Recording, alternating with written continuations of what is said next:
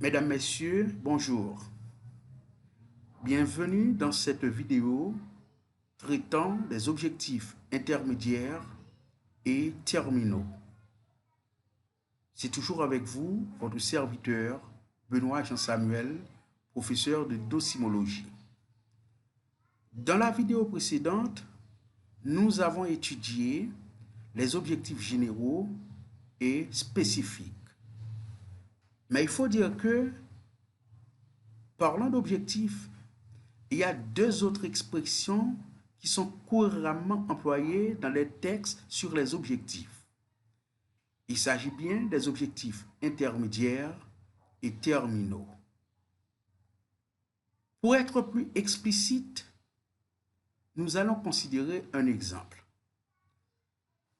Un enseignant désire qu'à la fin d'un cours, un étudiant soit capable de construire une phrase complète avec sujet, verbe et complément. La capacité de construire une phrase complète serait l'objectif visé à la fin du cours. Ce serait donc ce qu'on appelle parfois l'objectif terminal. Par contre, avant que l'étudiant soit capable de construire une phrase complète, il arrive souvent qu'ils doivent réaliser des tâches préalables. Par exemple, identifier dans une phrase donnée les éléments constitutifs d'une phrase complète ou nommer les éléments constitutifs d'une phrase complète. Ces énoncés sont autant de comportements et donc d'objectifs qui sont préalables ou nécessaires à l'atteinte de cet objectif terminal. Voilà ce qu'on appelle des objectifs intermédiaires. Maintenant, essayons de schématiser l'exemple que nous venons de donner.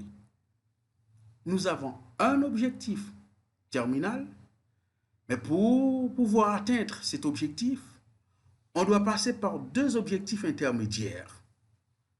Le premier, l'élève identifiera les éléments constitutifs d'une phrase complète dans une phrase donnée. Le deuxième, l'élève nommera les éléments constitutifs d'une phrase complète. Et si l'apprenant arrive à atteindre ces deux objectifs, il peut atteindre avec facilité le tout dernier objectif qui est l'objectif terminal.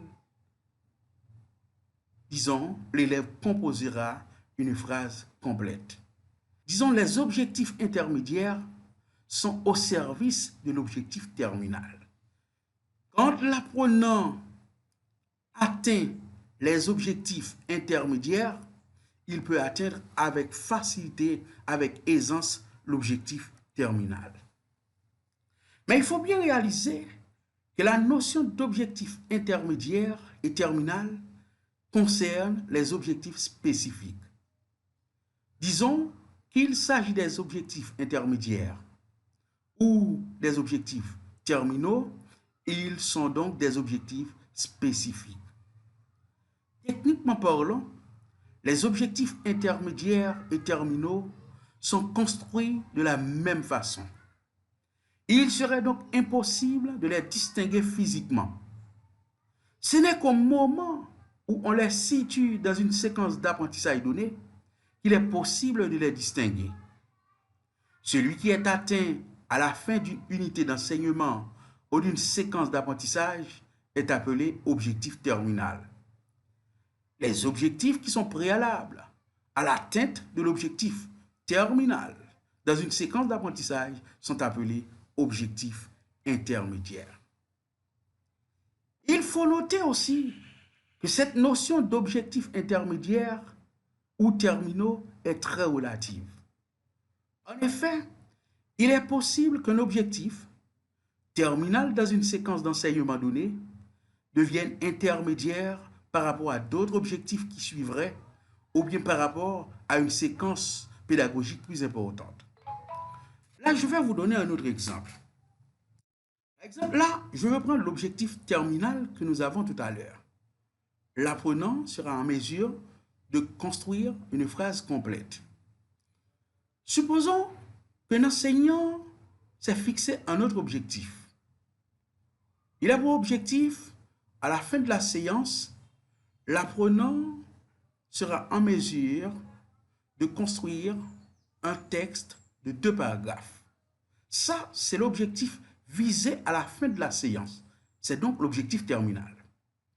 Mais pour construire un texte de 2 paragraphes, dans un premier temps, l'apprenant doit être en mesure de construire une phrase complète. Et ensuite, il doit aussi être en mesure de construire un paragraphe. Donc ces 2 objectifs sont des objectifs préalables à l'atteinte de l'objectif terminal. Ils sont donc considérés comme des objectifs intermédiaires. Donc vous voyez que l'objectif qui était un objectif terminal par rapport à une séquence est considéré maintenant comme un objectif intermédiaire par rapport à une séquence pédagogique plus importante. Donc cela pour ainsi dire, l'objectif terminal n'est pas terminal comme on dit à l'église pour la vie éternelle. Il est terminal par rapport à une séquence et par rapport à une autre séquence, il peut être considéré comme un objectif intermédiaire. De là, on peut conclure en disant qu'il ne faut pas croire qu'il est toujours nécessaire que l'objectif terminal soit précédé d'un objectif intermédiaire ou de plusieurs objectifs intermédiaires. Les objectifs intermédiaires ne sont là que pour faciliter l'atteinte de l'objectif terminal. Si l'étudiant atteint les objectifs intermédiaires, on devrait s'attendre à ce qu'il atteigne plus facilement l'objectif terminal. Maintenant, allons voir les définitions de ces 2 concepts, à savoir objectif intermédiaire et objectif terminal. Par définition, un objectif intermédiaire est un objectif spécifique préalable à l'atteinte d'un objectif spécifique. Je reprends. Un objectif intermédiaire est un objectif spécifique préalable à l'atteinte d'un autre objectif spécifique. Pour sa part, un objectif terminal est un objectif spécifique consécutif à une séquence d'apprentissage. Maintenant, parlant des objectifs d'apprentissage, assez souvent, on entend parler de l'objectif d'apprentissage SMART. Que signifie l'acronyme SMART? Allons voir. S, spécifique. M, c'est mesurable. A, c'est atteignable. R, c'est rattaché à votre contexte ou réaliste. Et enfin, T, c'est temporel. Maintenant, un objectif spécifique est un objectif détaillé, ciblé et clairement rédigé. Toute personne qui le lit doit cerner avec précision ce que vous souhaitez apprendre. Autrement dit, un objectif spécifique, c'est un objectif qui doit être interprété de façon univoque. Il ne doit pas prêter à équivoque. Deuxièmement, mesurable. Les objectifs mesurables peuvent être quantifiés, c'est-à-dire que leurs résultats sont observables. Cela veut dire que lorsqu'on a fixé un objectif, surtout dans une séance d'apprentissage, à la fin de la séance, on administre une petite évaluation formative. Et à partir de cette évaluation, on va mesurer le degré d'atteinte de cet objectif. On va voir est-ce que l'objectif est atteint. Donc, on peut faire tout ça, c'est parce que l'objectif est mesurable. Mais là, il faut dire que si en administrant l'évaluation formative, on arrive à constater que 90%, 80% des étudiants ont bien maîtrisé la notion et comme ça, on peut continuer tout en ayant soin de faire une rétroaction avec les autres étudiants qui n'arrivent pas à bien maîtriser la notion en question. Cependant, si on a trouvé, par exemple, 50%, 40% des étudiants seulement qui arrivent à maîtriser la notion, là, on ne doit pas continuer. On doit revoir le contenu. Parce que, en réalité, un enseignant qui se connaît en pédagogie et en didactique, il ne fait pas la course au contenu. Il n'applique pas toujours la pédagogie centrée sur la matière. Il applique de préférence une pédagogie centrée sur l'apprenant parce qu'il connaît très bien que tous les apprenants n'ont pas le même rythme d'apprentissage. Et par conséquent, il faut utiliser la pédagogie différenciée à travers laquelle l'enseignant prend en compte les différences individuelles. Donc c'est important d'ouvrir, disons, cette parenthèse. Maintenant, atteignable. Quand est-ce qu'on peut dire qu'un objectif est atteignable? Vous pouvez réaliser un objectif atteignable en fonction de vos compétences, de vos ressources et de votre sphère d'exercice. Là, je vais vous donner un exemple. Mais avant tout, je dois vous dire que vous pouvez construire un très bel objectif tout en respectant la structure physique d'un objectif pédagogique et pourtant, l'objectif n'est pas atteignable. Je vais vous donner un exemple d'un objectif qui n'est pas atteignable et comme ça, vous allez pouvoir comprendre comment rédiger un objectif atteignable. À la fin de la séance, l'apprenant sera capable de rédiger un roman de 150 pages en 2 jours. C'est un très bel objectif. Mais c'est matériellement impossible. Un apprenant ne peut en aucun cas rédiger un roman de 150 pages en 2 jours. Du coup, l'objectif n'est pas atteignable. L'objectif n'est pas SMART. Qu'en est-il maintenant de la lettre R qui représente un objectif rattaché à votre contexte? Les objectifs qui se rattachent à votre contexte s'appliquent à votre rôle actuel et sont clairement reliés à vos principales responsabilités. Je vais vous donner un autre exemple qui ne se rattache pas à votre contexte pour vous faciliter la compréhension. On peut construire un objectif très ambitieux, mais l'objectif n'est pas réaliste. Par exemple, un enseignant qui dispense un cours de géométrie et il se fixe pour objectif, à la fin de la séance, les élèves seront en mesure de construire 4 km de route en terrain plat. Le fait d'avoir une notion en géométrie ne signifie pas pour autant qu'on est ingénieur, qu'on est topographe. Donc là, après avoir suivi le cours de géométrie, les apprenants ne vont pas pouvoir se transformer réellement en topographe. Donc voilà pourquoi nous disons que cet objectif ne se rattache pas, ou du moins ne s'applique pas au rôle actuel des apprenants.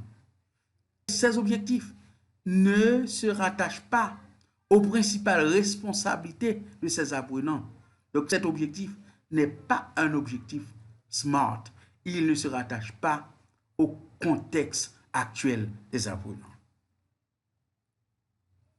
Et enfin, il y a temporel.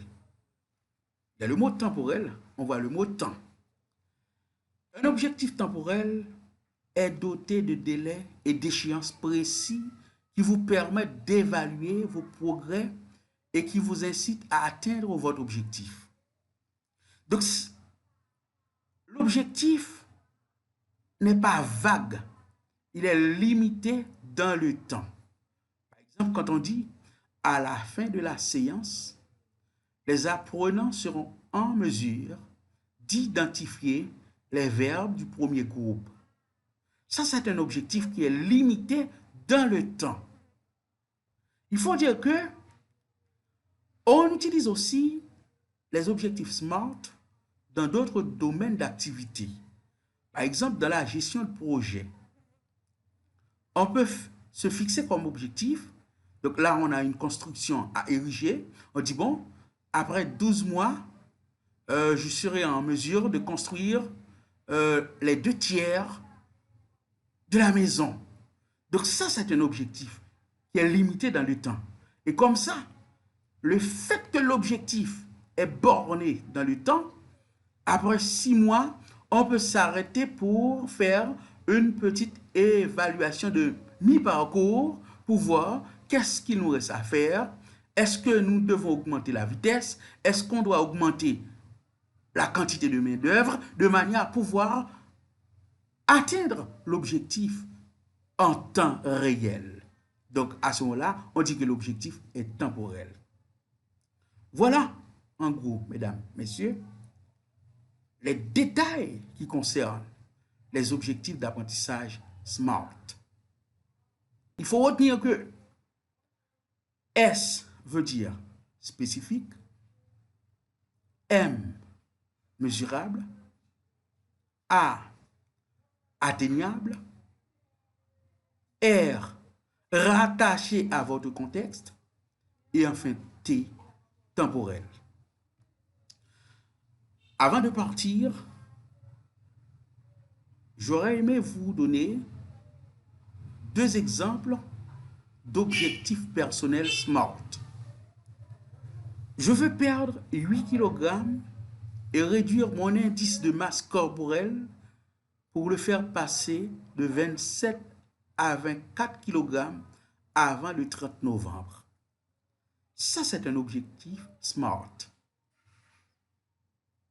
Il peut être interprété de façon univoque, il est spécifique. On peut le mesurer. Il est limité dans le temps. Il est atteignable. Il est aussi rattaché au contexte, par exemple, d'un sportif. Donc ça, c'est un exemple d'objectif SMART. Voici un autre exemple. Je veux participer à la course de bienfaisance de 5 km le 15 août. Ça, c'est également un autre objectif SMART. Mesdames, Messieurs, ça a été un plaisir pour moi de vous présenter cette vidéo. J'espère que vous avez bien compris. Au revoir, à une prochaine vidéo. Merci.